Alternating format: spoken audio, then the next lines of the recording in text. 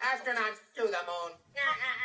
Ignition sequence start. 3, 2, 1. Houston, we have a problem. Liftoff. We have a liftoff. We copy you on the ground. You got a bunch of guys about to turn blue. What you're seeing here is a mirage. What's going on, everyone? It's Jaronism back with another video for you today. Asking the question, do you believe in magic? Well, that's where I'll start. How you gotta believe if you want to be smart. 'Cause it's magic. And they fooled us with movies. And if you question its reality, well, then they'll call you a loony. But once you know it's magic, well, it'll free your soul. And we can all join together with a common goal. Like getting rid of these good-for-nothing, pathetic, Masonic lying a-holes. No. Hell no. In space? No. I said no. Oh, sorry about that. Anyway, do you believe in magic? I'll be asking that throughout this video. That very question, do you believe in magic? To begin, let's watch this joint Soviet and U.S. mission.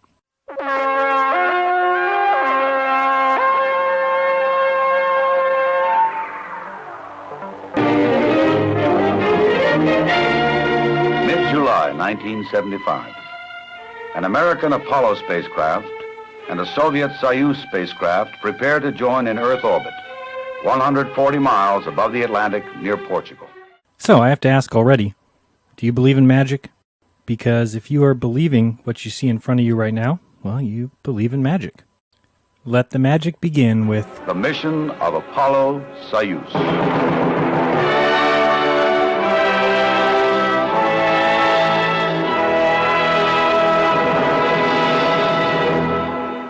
From these rocket launches done with miniatures in a studio or sent out into the ocean, can you recognize when you're being fooled? I mean, real is real. Yes, older video will look, well, old, but it doesn't mean that the video should look fake. We need to be able to call a spade a spade. In this world, they force you to ignore the obvious fraud by stating that you can only be considered smart or an intellectual if you learn to decide what is real and what isn't, based on what you're told. This is Apollo Saturn Launch Control. The countdown has proceeded smoothly this morning, and the flight crew here at the Kennedy Space Center were alerted about 10:30. They're right now in the suit room at the Manned Spacecraft Operations building. So, they need your buy-in. They need you emotionally connected to the lie they are telling. It's like a movie, but one they will convince the world is actually real. It's not, but many unknowing observers believe what they are told to believe. Made to order for the thousands lining the roadsides and beaches to witness this Apollo Saturn finale.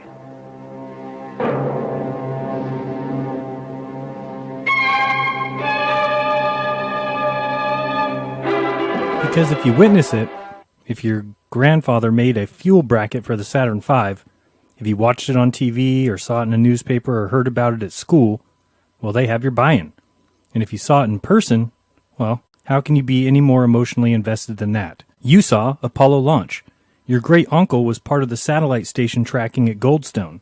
Your cousin's best friend's sister's nanny used to eat at a restaurant where a guy who once worked in Mission Control used to eat. Engine ready, light on. 10, 9, 8, 7, 6, 5, 4, 3, 2, engine sequence start. 1, 0, launch commit. We have a liftoff. All engines building up thrust. Moving out. Clear the tower. Roger, tower clear. Roger, Tom, you got good thrust on all engines. You're right on the money. 30 seconds, we're on the way. Stand by for mode 1, Bravo. I mean, do you believe in magic? Do you believe this? The guys on the rocket talk as clear as can be despite the rocket engines firing right under them. Go. And before the flight is 3 hours old, the docking module is smoothly extracted from the second stage booster, left trailing behind. During the next 40 hours, Apollo, through a series of maneuvers, will slowly close the orbital gap with Soyuz. The two crews will meet again, not as members of this or that nationality, but as friends who for 3 years shared their separate cultures and customs. I mean, look at this crap. Do you believe in the magic of movies? In the United States, I want to visit Hollywood. Alexei Leonov, Soyuz commander. Because I want to be a movie star. Colonel in the Soviet Air Force. No, I don't want. Tom Stafford want. Well, that's what these guys became. Movie stars. Doing science. Yeah, so many science experiments. On Soyuz 6, he successfully performed the first welding experiments in the zero gravity of space. What has spaceflight done for humanity? What did Apollo Soyuz do for the people of the world? Rounding out the American crew, Vance Brand, civilian, aeronautical engineer, former test pilot. A civilian? Former test pilot? Do not be fooled by the idea of civilians when it comes to astronauts. As this was a time of mission preparation, it also brought together engineering and technical specialists from both sides. Constituted a specific goal of the Soviet-American space agreement signed in Moscow in 1972 by the chief executives of both nations. So one can probably see that this is nothing but a trick. All the world's a stage, especially anything involving Richard Nixon. Apparently the TPI maneuver was indeed successful. Tom Stafford reported from Apollo that he was station keeping with Soyuz. Hello, Houston. Can you see the Soyuz? He's hidden behind the docking module. Here he comes, just above the docking module. Looks real pretty.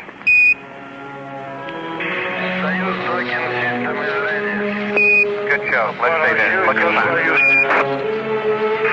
I'm approaching Soyuz. Oh, please don't forget about your engine. Less than 5 meters distance. 3 meters. 3 meters. 13 meters. 1 meter.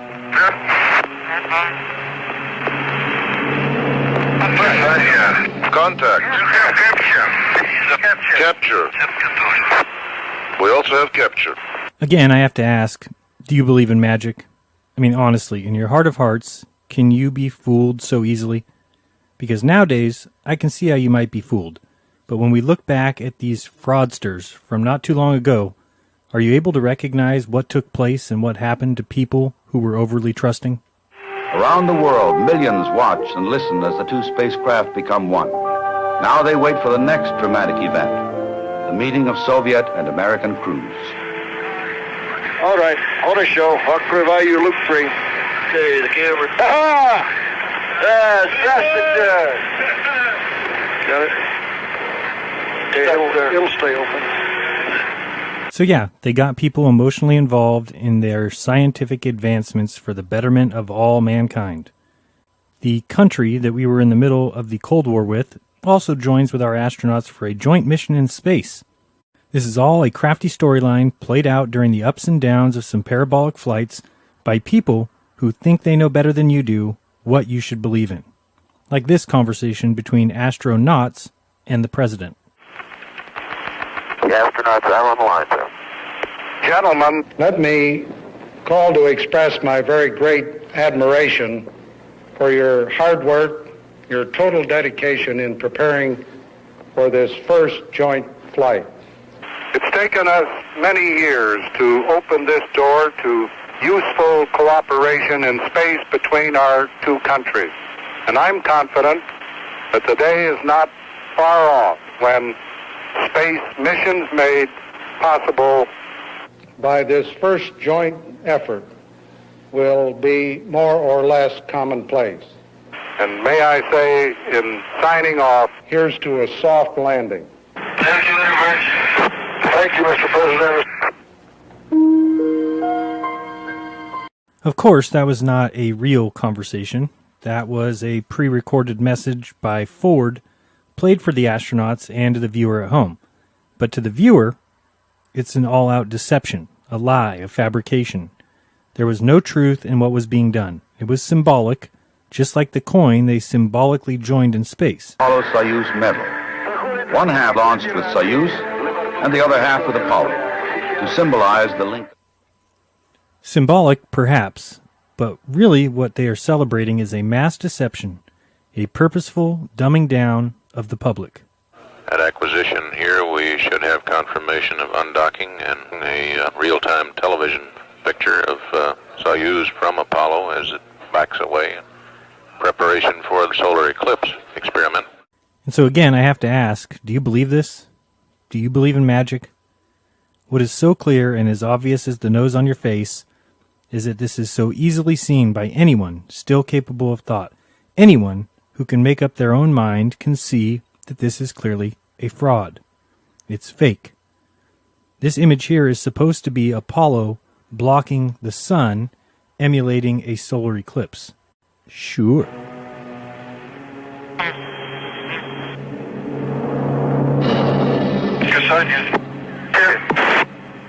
They dock again.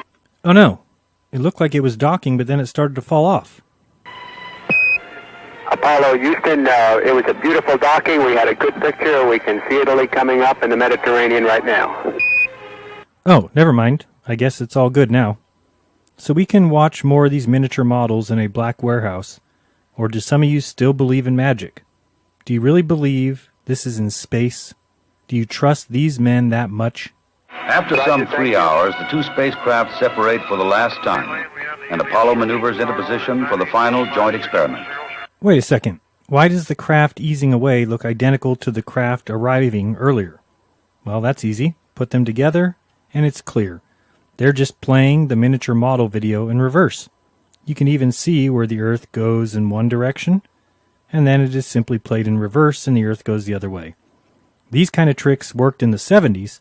Now why do we still allow them today? Why can't we call out fake what is clearly fake? Why are we so afraid of what others think when you can just watch what they are showing you and clearly say fake? Look carefully at the stick in front of the Soyuz here. See it there? This, folks, is an obvious fraud. But to be smart in this world, you better believe in magic. It is the first such measurement by this method.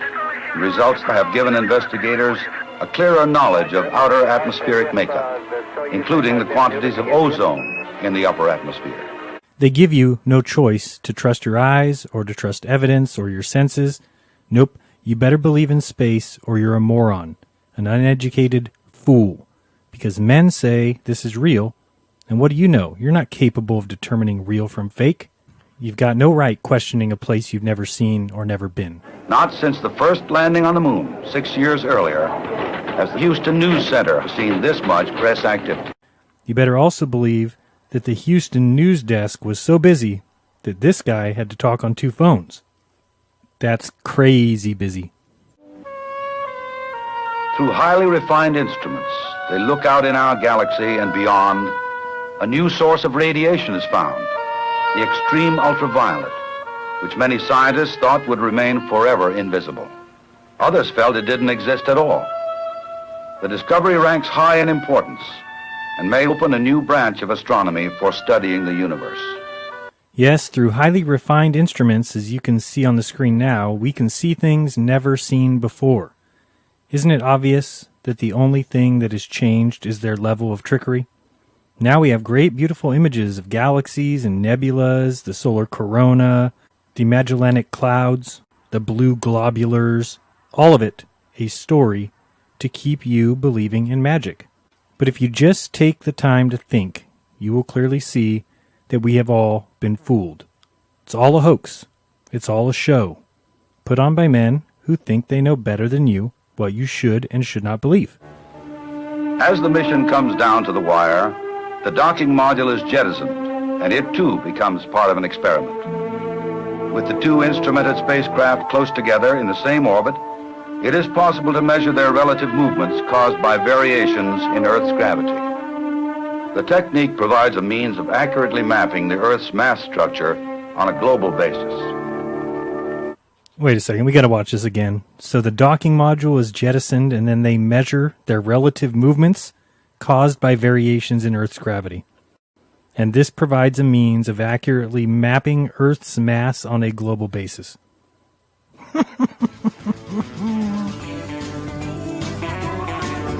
No. Pulsing is flight controllers. ECOM reports everything looks fine. Go for the burn. Okay, Crip, everything's up. Great shape up here. The only thing we're concerned about is that you've got all your splashdown parties coordinated, over. Well, I've been working on that. Okay, sounds good. Up here they come through the atmosphere. Don't burn up from that plasma. Squeeze through. Those parachutes opened perfectly. Didn't burn up in the atmosphere or anything. Let's see them coming out of the sky. Oh, great. Hey, there too. So, from Mercury, Gemini, and on to Apollo, they have been fooling us over and over again, and it's really quite sad that it has taken so much work for people to see it. I mean, it's a place that you can't go. It's men sitting behind consoles listening for tones. It's composite images. It's CGI. It's Photoshop because it has to be. Truth of the matter is, their launches prove nothing. Their cartoons, well, prove nothing. Their ideas prove zero. Their satellite beepings mean nothing. Their graphics prove nothing. What they put in school books proves nothing. Their men in white coats prove squat. Just look into the history of their launches. Look at what they say they've done and when they say it was done. In 1957, Sputnik 2 was launched with a dog aboard. That was smart because it got people interested in the dog and the graphics. On December 6, 1957, the U.S. Navy launched Vanguard TV-3, carrying a 2.9-pound satellite. It reached an altitude of about 4 feet, fell, and exploded. The satellite was blasted off the top and landed in some nearby bushes. So now it was 1958, and after a few dumb moves again by the U.S., February came and America launched another attempt. This rocket went pretty well for almost a minute until it started to go off track, and they sent a self-destruct command. And then, in 1958, NASA was created, and it's been all BS Central since then. One lie after another, starting with possibly using rockets that were being made by Redstone and Werner von Braun. But the U.S. couldn't do that, you see. It was a PR issue. You know, they didn't tell Americans that we had taken the German scientists that had been the heads of prison camps and... Oh, don't touch that button. Yeah, that one. Don't touch that one. Okay, you have a lot to do with what's going on with the rockets. All of you do. So anyway, they were heads of prison camps and practicing mind control and testing drugs on human patients. We failed to tell our citizens that we had brought over more than 1,600 German scientists, engineers, and technicians, put them in various places throughout the U.S. Yes, it's tough to tell your citizens that you have been teaching to hate and despise these Nazis, that you're going to be placing these Nazi members and Nazi leaders in various places throughout the U.S., often under assumed identities. The NASA Distinguished Service Medal, which is its highest award, has been given to 4 Germans from Operation Paperclip. The DoD Distinguished Civilian Award, its highest, was given to a paperclip scientist. The Goddard Astronautics Award went to 3 paperclip scientists, and 3 others are in the Space Camp Hall of Fame. The first director of the Kennedy Space Center is an Operation Paperclip scientist, and all of them are Third Reich upper echelon, and they were relocated to the United States and given jobs, huge salaries, and all the benefits of being a U.S. citizen. In May of 1945, Life magazine ran a series of photos from the concentration camps that stated the U.S. company line that, of course, countries such as Uruguay and Argentina were welcoming Nazis and should turn them over to stand trial. And yet, we had brought over 1,600 behind Americans' backs. When it started to get out, America went to damage control, using Werner von Braun in Disney movies and even picturing him with JFK. Sadly, he may have been one of the best. Where did the other 1,600 end up? So anyway, Operation Paperclip is another story. Let's get back to your belief in magic. Finally, in March, the United States got their satellite into orbit, and the following 4 flights, TV-5 and SLV-1, 2, and 3, also all failed. Then in March of 1959, SLV-4 got a satellite into orbit, but SLV-5 and 6 also exploded. Now we make some attempts to get a payload onto the moon, or to even orbit the moon. But time and time again, they fail. No probe, no moon orbit, just explosion after explosion.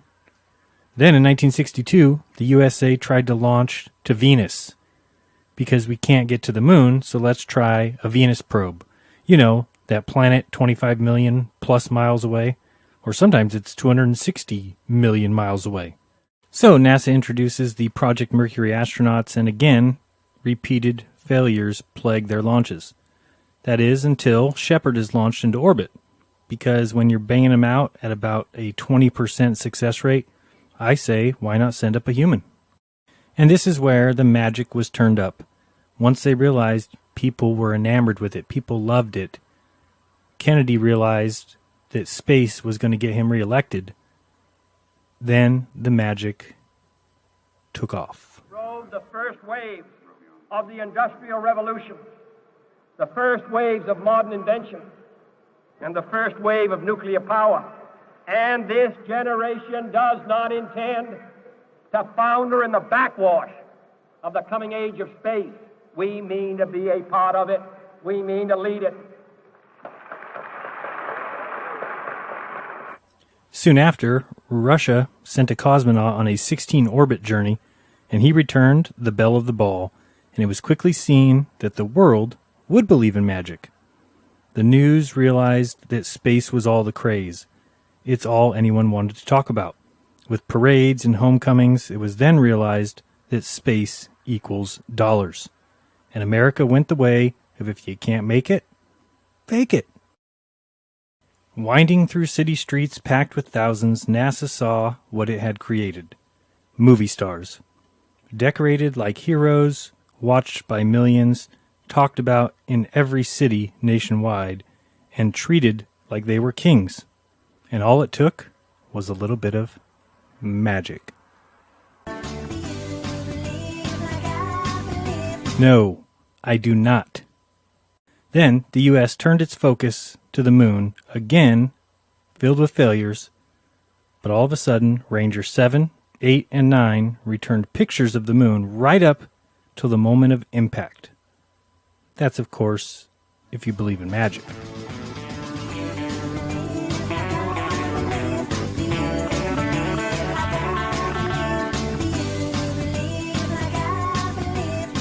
No, sorry.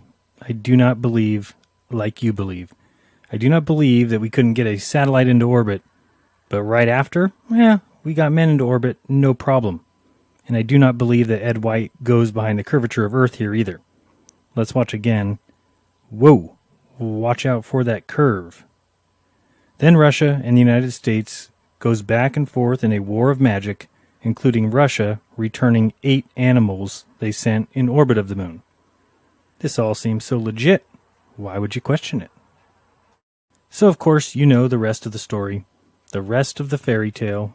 With issues through the early and mid-60s, by 69, we land man on the moon. No problem at all. The Great Space Race, or as I call it, the fantastic, psychopathic, tragic pageant of galactic magic. Take your pick. So, let's get back to Apollo Soyuz. This satellite here was placed in orbit 22,000 miles above Earth to be used in all Apollo-Soyuz communications. That's, of course, if you believe in magic. Here are some more cartoon visuals that intellectuals think are real. Do you believe this? Honestly, do you believe in magic? I mean, really, take a close look here and leave a comment in the comments below of whether or not you believe in magic. Look at these guys putting things together in the dark. That makes sense, wouldn't it? Mm-hmm. How about we go to the ABC News coverage? Apollo, of course, has been in pursuit of the Soyuz ever since liftoff a couple of days ago. That's another magic trick that no one ever questions. Why, when you send astronauts for a docking or to the ISS, does it take days? This makes no logical sense. Why not figure out a better time to send them so they don't have to spend 3 days in orbit? Just wasting money going round and round. Let's go to someone who actually knows what they're talking about. ABC Science and Space Editor Jules Bergman is traditionally, as always, at the Mission Control in Houston. Jules, does it look as good from there as it does from here? No, that does not look good. Look at the green screen. That's terrible. You need to get NASA to help you out here. Tom Stafford steered his spaceship up beneath and behind Soyuz about a half an hour ago. I'm going to give you an idea now exactly of what happened. Both control centers, Kaliningrad or Moscow Control and Houston, have just given the okay for docking. And here's where they are and here's what happened. Soyuz, of course, was in a good orbit of about 140 miles altitude as Tom Stafford came in an Apollo with Vance Brenn and Deke Slayton, powered his spaceship up underneath Soyuz at about 150 feet distance, came in behind it in the station-keeping or formation flying attitude they're now in. And that was to better measure the distance between them while both spacecraft commanders, Leonov and Stafford, made sure everything was okay, and while Moscow and Houston Control, as per the terms of the joint U.S.-Soviet agreement, decided whether docking was ready to proceed with. That decision has now been given, and we'd expect that anywhere in 5 to 15 minutes, probably less than that, probably 10 minutes, Stafford would proceed with the actual docking. Watch carefully here as Jules realizes that he's talking about magic. Was to turn these antennas here, if you can see them. Both spacecraft had to rotate some 60 degrees, roll 60 degrees. These are the antennas of the ATS satellite, the application technology satellite, 22,000 miles over the spacecraft, and the Earth can show us the picture of the docking, as we're about to get now. There is Soyuz, as seen from Apollo, the picture relayed from the ATS satellite we just spoke of. Now watch as these little black shadows move in and out of the picture all over the screen. Enjoy. Well, that is definitely a first, Jules, isn't it? A stunning photograph, Soyuz, with its panels, you know. Blue, a very blue and white Earth below. What the hell are those? Magic shadows, I guess? Or are they blurring out scuba divers? Who knows? Is this done in a warehouse? Is it done in a pool? No. Don't ask me again. Well, let's continue watching these mystery shadows. Hey, no one has even mentioned the speed of the craft or the curvature of the Earth yet. It's pretty crazy. 17,500 miles an hour they're both traveling, and the curvature of the Earth behind them. Ah, never mind. To ask one technical question, out there on either side of Soyuz, that spot in the distance is, of course, where the power is gathered and contained, right? The panels are, of course, as you said, the solar panels that give Soyuz its electricity. I have to ask you again. Do you guys believe in magic?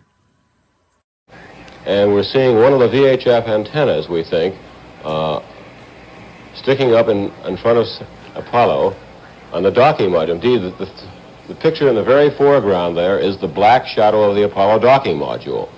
And now you can see Soyuz. It was a little further away than we've been led to expect. We'd say Soyuz is now about 120 or 30 feet away from Apollo. And there's Stafford moving in ever so slowly, but not too slowly. One of the tricks of docking like this, as Stafford has told me, is you can't go too slow, otherwise you won't know what your rate of closure or range rate is. And indeed, you may hit the other fellow. So you've got to keep some speed up, some feeling of motion up, and as you can see, it's like moving in very slowly to find your garage door at night in your yard. Wow, Jules Bergman is full of shit. And Jules, I also get the impression that Soyuz there, which is probably not looking as good on a black and white monitor at home, a television set at home, as it is to us, unfortunately, seems to be rising occasionally. Or is that just the closeness? I think that's the closeness, Peter. There are some slight inertial variations in the attitude of both spacecraft, but Soyuz is stable. Leonov and Kubasov have turned off their power and turned off all electricity except what they need for life functions. All the work and the power is being done here by Apollo. Stafford is using his RCS, or reaction control system thrusters, in very small braking maneuvers. Actually, he was already going fast enough to ensure the docking. Anyone else notice that the Earth stopped moving? Watch as it reappears here. Earth stopped. Jules, despite this weightless condition, is it not true that these... Yep, there you go. Bingo. It is not true. Very good. Spacecrafts are not true. Even though going both in the same direction and both at the same speed, they could do considerable damage. Oh, they'd puncture one another if they collided, or at least put a dent in one another, Peter. The speed, as you say, is relative to your mass and energy. Oh boy. Well, if you are watching this and you think that what we're seeing is in space, then you believe in magic. Plain and simple. You trust men. Men who have backed a space industry that has provided nothing to humanity while taking $5 trillion from citizens of this world. That's one hell of a hoax, and yet people still want to argue on behalf of NASA. That was the antenna used at 7 o'clock this morning for Stafford to establish the distance between the two spacecraft, where he first found they were about 240 miles apart. Now you're hearing Stafford and Leonov in the final part of the docking. They're getting ready to dock. 3 meters. 9 feet. 1 meter. 3 feet.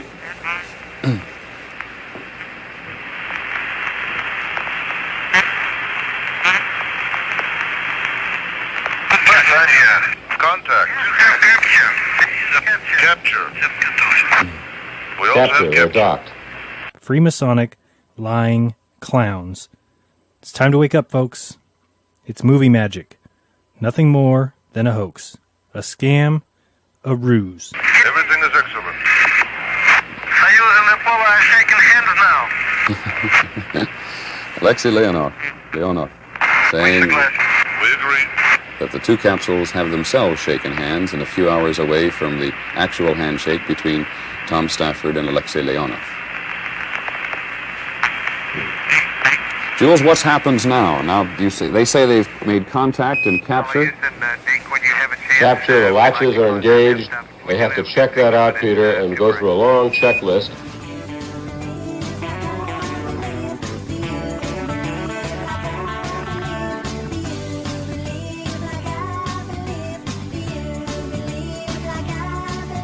No, I do not believe in the lies of NASA. I don't believe in the lies of Roscosmos or ESA or JAXA or SpaceX or Blue Origin or Moon Express or any of the other space agencies because I don't believe in magic. But that's just my opinion. You are free to your opinion, and I'm free to mine. So be kind, don't lie, and don't fake space. Open your mind, find your own truth. Till next time, this has been Jaronism.